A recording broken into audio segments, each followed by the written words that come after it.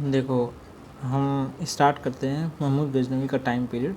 तो महमूद गजनवी ने 932 ईडी में अल्पतगीन नामक तुर्क सरदार गजनी साम्राज्य की स्थापना की। राजधानी गजनी था। दामाद और गुलाम तो सुबुक्तगीन। देखो, सुबुक्तगीन पुत्र का महमूद गजनवी शासक बना। उपाधियाँ थी बगदाद के खलीफा अल साहिद, अल आदिल बिल्लाह, यामीन दौला, यामीन अल मिल्लाह और सुल्तान। अन्य जो उपाधियाँ थी वो गाजी थी और बिद शिकन जो उपाधियाँ थी। इसको आइडियल ब्रेकर भी बोलते हैं या मूर्ति भंजक भी बोलते हैं। फिर इसके बाद हम लोग आगे देखते हैं भारत पर गजनी के प्रमुख आक्रमण। तो इतिहासकारों ने बताया है, हेनरी एलियट ने बताया कि इन्होंने 17 बार भारत पर आक्रमण किया है। कारण था इनका कि धन प्राप्ति करना, इस्लाम का प्रचार प्रसार करना और फिर इसके बाद मध्य एशिया में साम्राज्य विस्तार करना। फिर इन्होंने अपना साम्राज्य विस्तार करने के बाद इनकी जो अन्य घटनाएं थी इसके बारे में एक बार हम डिटेल से पढ़ेंगे। इन्होंने 17 बार भारत पे आक्रमण किया था, ये हमारे इतिहासकार बताते हैं। कारण वही था जैसा कि धन प्राप्ति करना, इस्लाम का प्रचार करना। अब इसका प्रमुख जो आक्रमण था इसके बारे में हम लोग डिटेल में पढ़ेंगे। तो भारत में अधिकांश आक्रमण कहाँ से हुआ था? ये खैबर दर्रे का प्रयोग करके इन्होंने किया था। प्रथम आक्रमण ज़्यादा इम्पोर्टेंट है। ये प्रथम आक्रमण हिंदी शाही राज्य के सीमावर्ती क्षेत्र से पेशावर के अन्य इलाके तक हुआ था। तो द्वितीय जो आक्रमण हुआ था हिंदू शाही राजा जयपाल और राजधानी बहिंद थी। राजा जयपाल हार गए इसमें, फिर उन्होंने आत्महत्या कर ली। फिर उनका बेटा अनंतपाल शासक बना। अब इसमें 1014 जो थानेश्वर में हुआ था, 1018 गंगा घाटी में हुआ था, 1920 का जो कालिंजर अभियान हुआ था। और सबसे इम्पोर्टेंट है 16वां इनका आक्रमण जो 1025 में हुआ था। सोमनाथ मंदिर, शिव मंदिर पर आक्रमण इन्होंने किया था और वहाँ से धन लूटा और पूरे मंदिर को ध्वस्त कर दिया। चालुक्य उस समय जो शासक था चालुक्य वंश का भीम प्रथम था, जिस समय सोमनाथ मंदिर पर इन्होंने आक्रमण किया था। सिंधु नदी पर जाटों ने उनको लूटा भी। 1027 में मुल्तान के पास खोखरो जाटों के विरुद्ध लड़ाई हुआ। फिर 1030 में इनकी मृत्यु हो गई। इनकी मृत्यु के बाद फिर ये टाइम पीरियड ख़त्म हो गया इनका।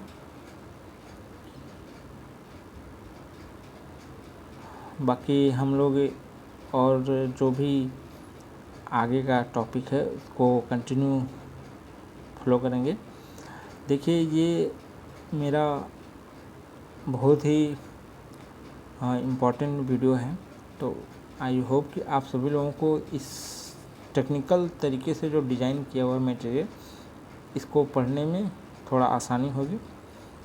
ये लूसेंट का टोटल क्वेश्चन इसमें मिल जाएगा आपको। महमूद गजनवी के अन्य जो महत्वपूर्ण कार्य थे, सेना में तिलक नामक हिंदू सेनापति, संस्कृत व अन्य मुद्रा लेख के साथ चांदी के सिक्के। प्रमुख इतिहासकार जो थे अलबरूनी था, तहकीक ए हिंद, फिरदौसी था, शाहनामा, पुर का होमर, कश्मीर को पृथ्वी का स्वर्ग, फिरदौसी ने बोला था। तो फिरदौसी की रचना के बारे में अगर बोलेंगे, महान फारसी ग्रंथ शाहनामा था। उलवी दरबारी इतिहासकार था। तारीख ये यामिनी ये उतवी का था। बैहाकी ये तारीख है सुबुक्तगीन। पूर्वी पेप्स ये बैहाकी का था। फिर बैहाकी के बाद लोगों ने पूर्वी पेप्स और तारीख है सुबुक्तगीन आपने पढ़ लिया। अब आगे देखते हैं हम इसका। तो आगे है मोहम्मद गौरी का जो टाइम पीरियड है उसके बारे में परिचय इंट्रोडक्शन लेते हैं हम लोग। मोहम्मद गौरी गजनी का शासक बना। खैबर और गोमल दर्रे से भारत पर प्रथम आक्रमण 1175 ईस्वी में होने का है। कारण वही था धन की प्राप्ति करना, साम्राज्यवाद। अच्छा, एक इन लोगों में इम्पोर्टेंट चीज़ जो था कि अपने धर्म का भी प्रचार करते थे और जहाँ जाते थे वो सोचते थे कि यहाँ पे हमारा राज्य पूरी तरीके से बना रहे। भारत पर प्रमुख आक्रमण जो थे वो थे 1175 में मुल्तान पर प्रथम आक्रमण, कर्मातियों को हराकर मुल्तान पर कब्जा। 1178 में गुजरात पर आक्रमण किया था इन्होंने। फिर चालुक्य राजा भीम द्वितीय और माँ नायिका देवी माउंट आबू के पास गौरी की पराजय हुई थी। भारत में प्रथम राज्य पराजय थी इनकी। तो 1178 में ये काम हुआ। ठीक है, अब हम कुछ इम्पोर्टेंट डेज हैं उसके बारे में स्टडी करेंगे। तो 1191 में तराइन का प्रथम युद्ध हुआ था, जिसमें पृथ्वीराज तृतीय की विजय हुई थी। सेनापति स्कंद थे इसमें। और जो तराइन का द्वितीय युद्ध हुआ था 1192 में, तो इसमें पृथ्वीराज तृतीय का हार हुआ था। और 1194 में चंदावर का युद्ध हुआ था, जिसमें राजा जयचंद की हार हुई थी। ठीक है, battle of Chandawar, battle of second Tarain and first battle of Tarain. तो ये आप याद कर लीजिए, इम्पॉर्टेंट है। ये ऐसे ही पूछ देता है कि अब हम पढ़ेंगे पृथ्वीराज चौहान के बारे में। तो पृथ्वीराज चौहान का मूल नाम पृथ्वीराज तृतीय था। ठीक है, दिल्ली के संस्थापक अनंगपाल तोमर से इनको दिल्ली और अजमेर मिला। चंदेल शासक परमीदेव को पराजित किया और सेनापति अलाउद्दीन की मृत्यु हुई। दादरी कवि, जो दरबारी कवि था, वो था चंद्रबाई। उसकी पुस्तक पृथ्वीराज रासो। लक्ष्मण सेन के दरबार में रहने वाला जयदेव ने गीत गोविंद की रचना की थी। ये इंपॉर्टेंट है, ऐसे पूछ देता है जयदेव की रचना के बारे में बताइए। तो इनकी जो रचना है वो गीत गोविंद है।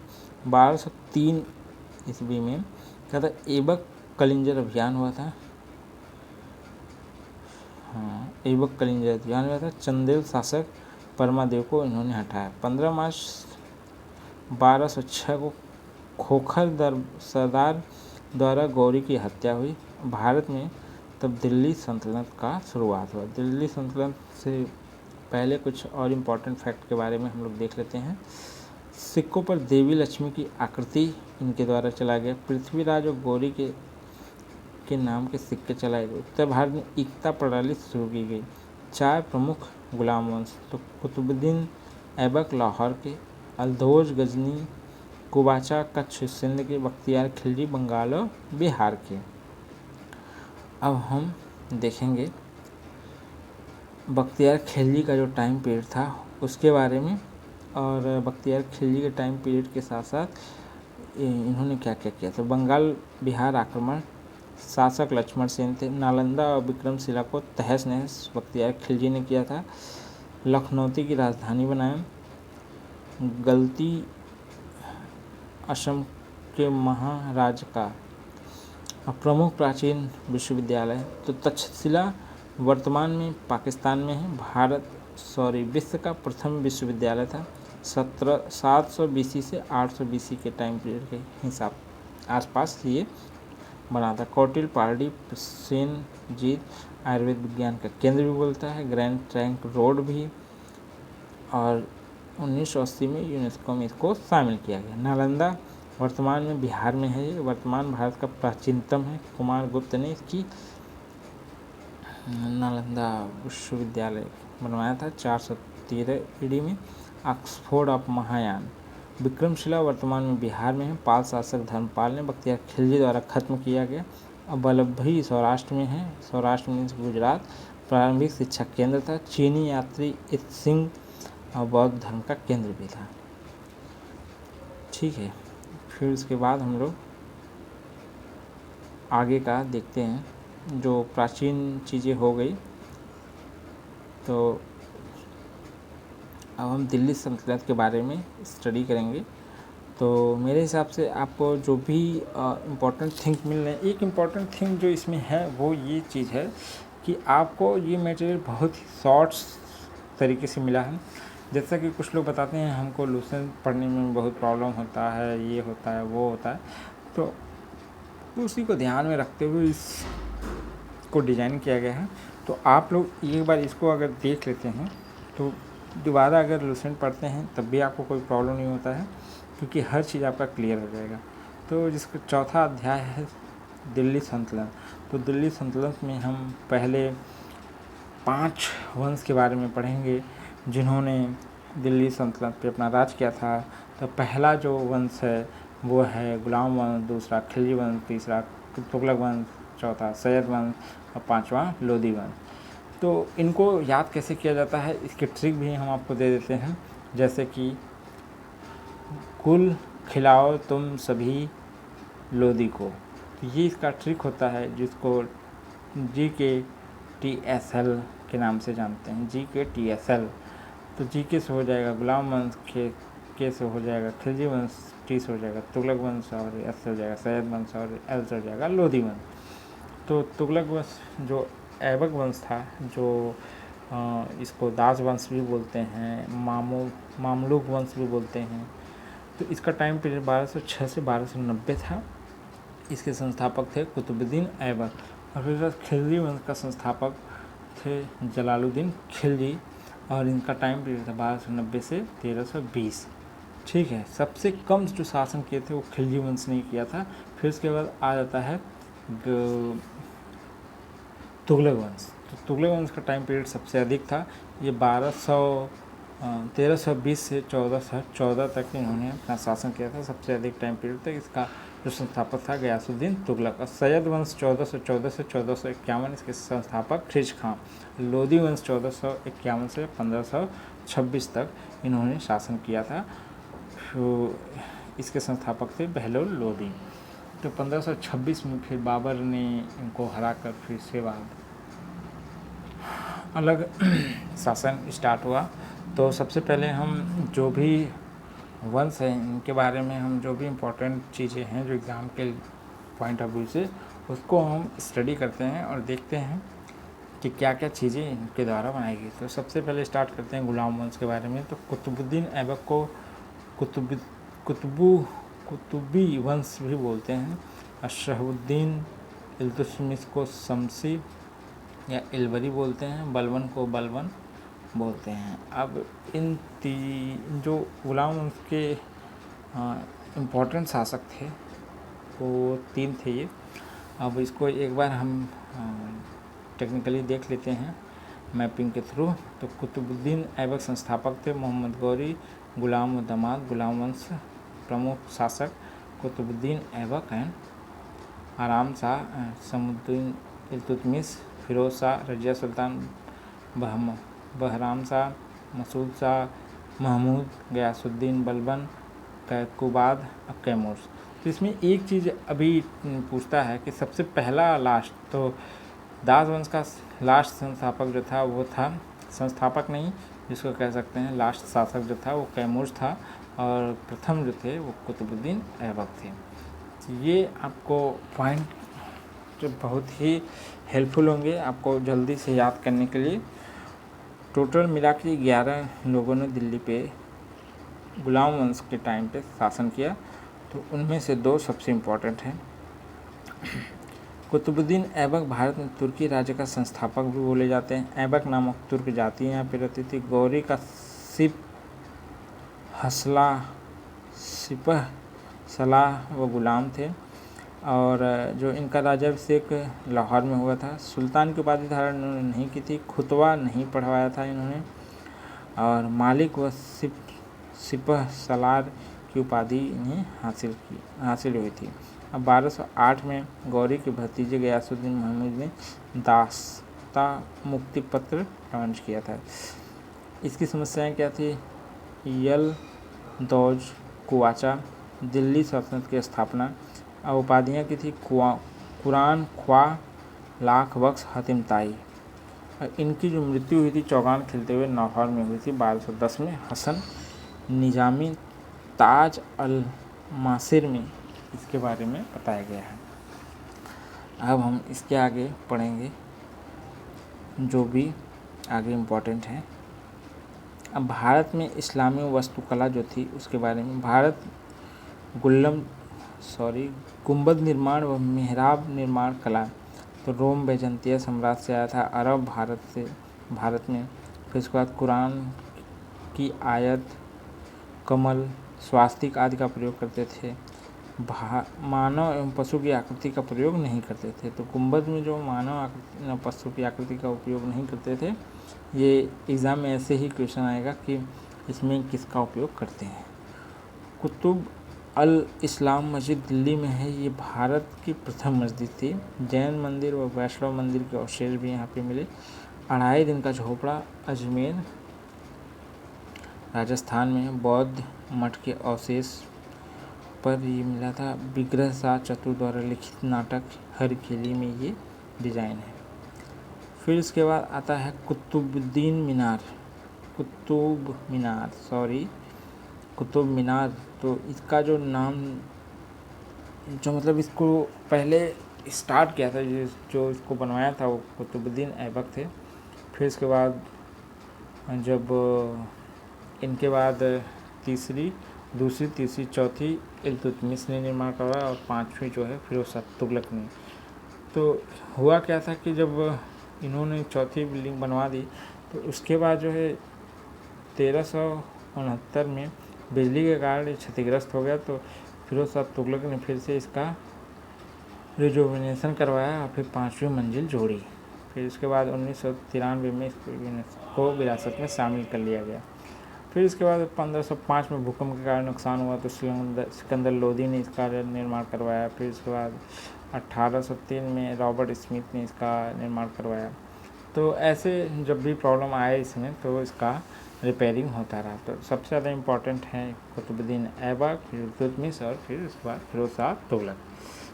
ठीक है, अब इसके बाद हम आगे देखेंगे कि इसमें और इम्पोर्टेंट क्या है।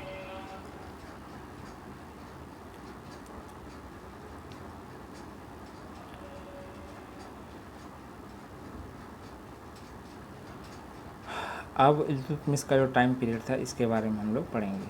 तो आराम शाह को मारकर इल्तुतमिश जो है यहाँ का शासक बना। 1211 में इल्तुतमिश यहाँ का शासक बना। इल्तुतमिश ऐबक का गुलाम था। इसे गुलामों का गुलाम और दामाद भी बोलते थे। इल्बरी तुर्क या बदाऊं का गवर्नर था। दिल्ली सल्तनत का वास्तविक संस्थापक जिसे बोला जाता है वो थे इल्तुतमिश। 1229 में एडी में बगदाद के खलीफा से सुल्तान की उपाधि प्राप्त करने वाला प्रथम शासक था। कहाँ से इनको मिला था? बगदाद के खलीफा के सुल्तान से इनको सुल्तान की उपाधि मिली थी और इनकी मृत्यु जो 1236 एडी में हो गई थी। फिर इनके जो प्रमुख कार्य थे उसके बारे में हम लोग एक बार देख लेते हैं। तो इनका जो प्रमुख कार्य था, तराइन का तृतीय युद्ध इनके टाइम पीरियड में इल्तुतमिश व अल्दोश के मध्य हुआ था। 1215 ईस्वी में तराइन का तृतीय युद्ध हुआ था। प्रथम 91, दूसरी 92, तीसरा 1215 में। मंगोल आक्रमणकारी चंगेज खां को हमले को टाला। ख्वारिज्म सम्राट जलालुद्दीन को शरण देने से मना किया है, इसलिए जो है हमले को टाला गया। अन्य कार्य, कुतुब मीनार को पूर्ण करवाया। सबसे पहले अरबी सिक्के जारी करवाया, चांदी का टका और तांबा का जीतल भी। एकता प्रणाली इल्तुतमिश ने चलाई। एकता इल्तुत तो ये मैच कर रहा है। तो आप जैसे पूछा जाएगा एकता प्रणाली किसने चलवाई तो इल्तुतमिश ने। 40 गुलामों का सरदार का संगठन किसने किया? इल्तुतमिश ने, जो तुक्कान चिल्लह गाने के नाम से जाना जाता। सर्वप्रथम दिल्ली के अमीरों का दमन इन्होंने ही किया। किसने? इल्तुतमिश ने किया। न्याय हेतु अमीर दार और न्याय का घंटा इन्होंने ही शुरू करा। वास्तुकला में हौज सम्मी मदरसा ए मुइज़्ज़ी, इन्होंने वास्तुकला का भी विकास किया। अब इसके बाद हम आगे देखते हैं मंगोल के बारे में। हम लोग थोड़ा सा स्टडी कर लेते हैं। मंगोल चीन के उत्तर में गोबी के रेगिस्तान के निवासी थे। वह घूमने फिरने वाली अर्धसभ्य जाति थी तथा उनका मुख्य पेशा घोड़ों एवं पशुओं का पालन करना था। वो बहुत गंदे रहते तभी सभी प्रकार का मांस खाते थे। उनमें स्त्री विषयक नैतिकता का सर्वथा अभाव था। यद्यपि माँ का सम्मान करते थे। वे सभी कबीलों में बटे थे। उन्हीं कबीलों में से एक 1163 में तैमूर तंगेज खां का जन्म हुआ, जिसे महान श्रापित दोनों पुकारा जाता था। इनका पूरा येसुगाई बहादुर था। इसका पिता येसुगाई बहादुर था। तो देखिए यहाँ पे जो भी इम्पोर्टेंट क्वेश्चन बन रहे थे अभी तक के, वो हमने आपको डिस्कस कर दिए हैं। आगे की सीरीज़ को हम कंटिन्यू रखेंगे और जो भी इसमें इम्पोर्टेंट है उसके बारे में हम आपको बताते रहेंगे। जो इल्तुतमिश थी वो इल्तुतमिश के पुत्री थी रज़िया सुल्तान। रज़िया सुल्तान भारत की प्रथम महिला शासिका थी। अब इसके बारे में हम आगे आपको डिटेल में स्टडी करेंगे। तब तक के लिए नमस्कार।